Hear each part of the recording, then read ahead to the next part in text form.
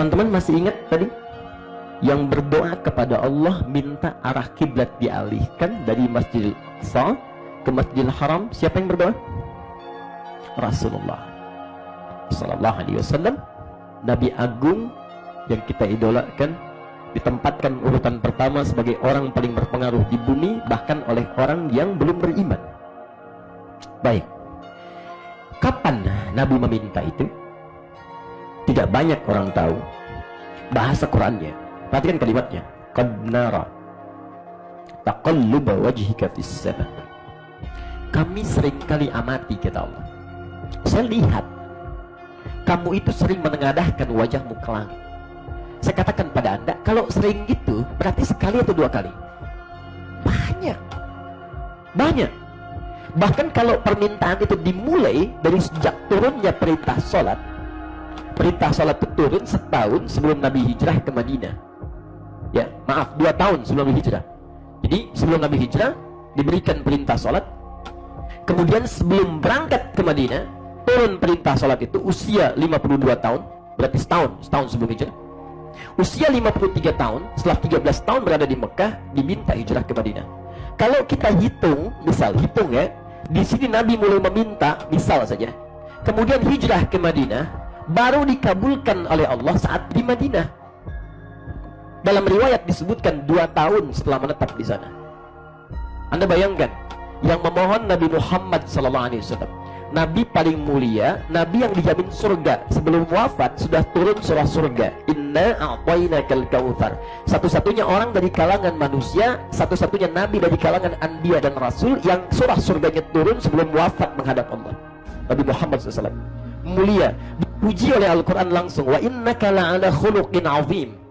Disebut Nabi yang paling hebat, disebutkan oleh Ibrahim alaihissalam dan Ismail, Quran surah kedua ayat 129. Disebutkan oleh Nabi Isa alaihissalam, Yesus, Mesias, Quran surah 61 ayat yang ke-6. Diisyaratkan kemudian oleh Nabi-Nabi sebelumnya, dimintakan kepada Allah. Tapi tahukah yang terjadi? Ketika Nabi memohon sesuatu kepada Allah dengan semua status yang istimewa ini, apakah langsung dikabulkan? Tidak. 3 tahun baru dikabulkan. Apa hikmahnya? Perhatikan baik-baik. Sifat doa itu, pengabulannya ada 3. 1, dikabulkan seketika saat Anda betul-betul membutuhkannya dan sudah siap menggunakannya.